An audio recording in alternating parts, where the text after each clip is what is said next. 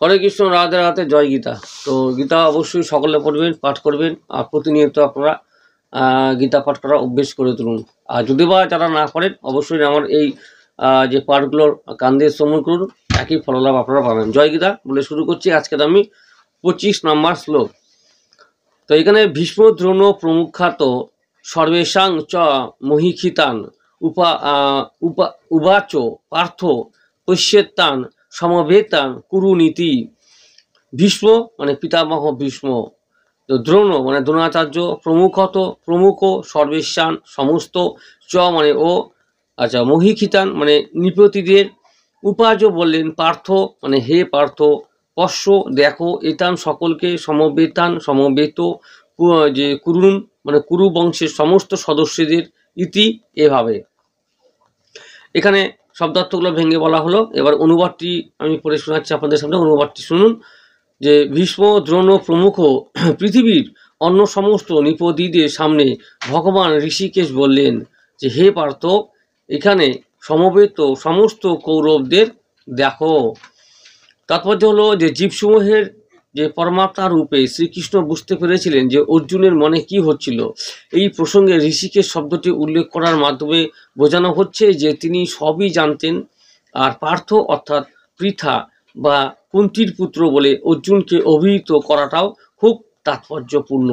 যে সখারূপে তিনি অর্জুনকে যে জানাতে চেয়েছিলেন যে যেহেতু অর্জুন তার পিতা যে বসুদেবের ভগ্নী যে পৃথার পুত্র, তাই তিনি তার রথের সারথি হতে সম্মত হয়েছিলেন। এখন শ্রীকৃষ্ণ যখন অর্জুনকে বললেন যে সমস্ত কৌরবদের দেখো, তার মাধ্যমে তিনি কি বোঝাতে চেয়েছিলেন? অর্জুন যে কি যুদ্ধ না করে যে সেখানে ক্ষান্ত হতে চেয়েছিলেন, শ্রীকৃষ্ণ তার যে পিতৃ সদা পৃথার পুত্র অর্জুনের কাছ থেকে এমন আচরণ কখনই আশা করেননি। যে বন্ধুত্বপূর্ণ পরিহাসের ছলে ভগবান এভাবে অর্জুনের মনোভাবের যে ভবিষ্যদ্বাণী করেছিলেন। এটা হচ্ছে 25 নম্বর শ্লোক। আর 26 নম্বর শ্লোকটি আমি আপনাদের সামনে পড়ে শোনাচ্ছি।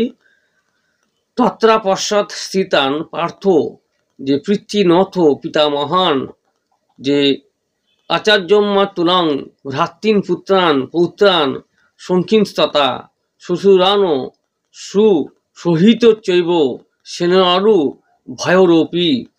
এখানে শব্দার্থগুলো হলো তত্র মানে সেইখানে, যে অপসৎ মানে দেখলেন, স্থিতান মানে স্থিত, পার্থ মানে অর্জুন, পিতা যে পৃত্তান অর্থাৎ পিতৃদেবের বা পিতৃদেব, অর্থ মানে ও, পিতামহান মানে পিতামহদেব, যে আচার্যন মানে শিক্ষকদের অর্থাৎ মাতুলান যে মাতুলদের, ভাতৃন মানে ভাতাদের, পুত্রার মানে পুত্রদের, পৌত্রান মানে পৌত্রদের, সখিন বন্ধুদের, তথা ও শ্বশুরান শ্বশুরদের, সুহিতং যে কাঙ্ক্ষাদীদের, চ মানে ও, এব অবশ্যই, সেনেও সেনাদলের, উভয়, ওপি মানে অন্তর্ভুক্ত।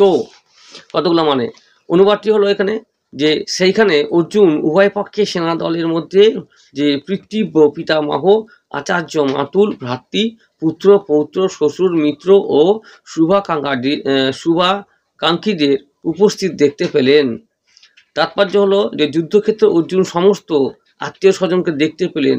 তিনি যে ভরিশ্রভা আদি যে পিতৃবন্ধুদের দেখলেন, যে ভীষ্মদেব, সোমদত্ত আদি পিতামহদের দেখলেন, দ্রোণাচার্য, কৃপাচার্য আদি যে গুরুবর্গকে দেখলেন, শল্য শকুনি আদি মাতুলদের দেখলেন, দুর্যোধন আদি ভ্রাতাদের দেখলেন, লক্ষণ আদি পুত্রতুল্যদের দেখলেন, যে অশ্বত্থামার মতো বন্ধুদের দেখলেন, যে কৃতবর্মার মতো শুভাকাঙ্ক্ষীদের দেখলেন। তিনি সৈন্যবাহিনীর মধ্যে তার অনেক বন্ধু বান্ধবকেও দেখতে পেলেন। তো এখানে সবাই সবাইকে দেখলো এবং এইভাবেই কিন্তু তাদের যে দেখা দেখি অর্থাৎ কে কাকে দেখলো, এখানে সব কিছুই কিন্তু এখানে সবাই একবার যে দেখে নিলেন আর কি। এই হচ্ছে এই কথার হচ্ছে এই অর্থাৎ 26 নম্বর যে শ্লোক, সেটা কিন্তু অর্থ এখানেই বোঝাচ্ছে। মানে এখানে যার যত আছে যে মাতৃ ভাসুর, যে শল্য, বিভিন্ন গুরু এবং যার পিতামহ, যে মাতুল, পুত্রতুল্য, সবাইকে সব কিন্তু এই যে সম্পর্কে যারা হচ্ছে আত্মীয়, তা আত্মীয়দের মধ্যে সম্পর্ক যেহেতু সম্পর্ক যারা হচ্ছে এইখানে যারা যারা এসছে আত্মীয় স্বজনরা যুদ্ধে সবাইকে কিন্তু একবার যে এখানে দেখে নিলেন, এটাই হচ্ছে বলা হলো বা বোঝানো হলো আর কি। এরপরে আমি 27 নম্বর শ্লোকে চলে যাব পরের স্টেপে, অর্থাৎ আজকে এ পর্যন্তই থাকলো যে 25 নম্বর আর 26 নম্বর শ্লোকটি আপনাদের সামনে পাঠ করে শোনালাম। যদি ভালো লেগে থাকে অবশ্যই জয়গীতা বলে আপনারা আমাকে লিখে পাঠাবেন, অর্থাৎ কমেন্ট করবেন, লাইক করবেন। আর যারা এখনও পর্যন্ত সাবস্ক্রাইব করেনি চ্যানেলটিকে, যে অবশ্যই সাবস্ক্রাইব করে রেখে দেবেন। আগামী দিনে আরও নতুন নতুন ভিডিও তো আপনারা পাবেনই। এছাড়া বিভিন্ন জায়গায় যে যাগযজ্ঞ অনুষ্ঠান, পূজা অনুষ্ঠান যে সমস্ত হয় সেগুলো আপনারা পাবেন এই ধর্মমূলক এই চ্যানেলের মাধ্যমে, কেবি ভজন কীর্তনের মাধ্যমে। এছাড়াও যে গীতা পাঠের যে সমস্ত যে অংশগুলো এই পাঠ করে আমি আপনাদের সামনে নিয়ে আসবো।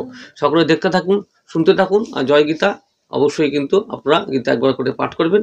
আর যেখানে যাবেন সেখানে কিন্তু এই শ্রীমদ্ ভগবত গীতা ছোট্ট যে পাওয়া যায় সেই বইটিকে কিন্তু আপনারা কিন্তু অবশ্যই নিয়ে যাবেন সাথে করে। তো জয় গীতা, হরে কৃষ্ণ। সবাই ভালো থাকুন, সুস্থ থাকুন। আজকের জন্য এতটুকুই ছিল।